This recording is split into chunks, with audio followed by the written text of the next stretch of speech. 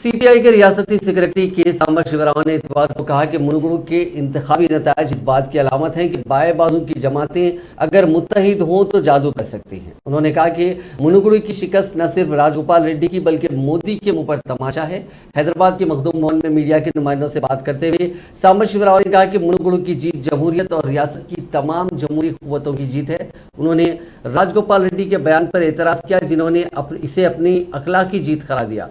सांबा शिवराव ने कहा कि जब राजगोपाल रेड्डी ने इस्तीफा दिया तो उन्होंने सोचा कि पैसे की ताकत और बीजेपी की हिमायत से वो जीत सकते हैं, लेकिन उनकी उम्मीदों पर पानी फिर गया। उन्होंने कहा कि बीजेपी रियासत में एमएलए को खरीदने की कोशिश कर रही है। उन्होंने कहा कि बीजेपी एमएलए और एमपी सीट भी नहीं जीत सकती।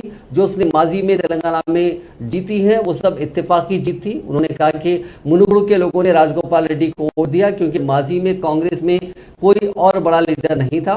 सांबा शिवराव ने कहा कि अगले इंतखाबात में कांग्रेस और टीआरएस के दरमियान सख्त मुकाबला होगा। उन्होंने कहा कि बाएं बाजू की जमातें उन पार्टियों की हिमायत के लिए तैयार है जो मोदी और बीजेपी की हुकूमत के खिलाफ हैं।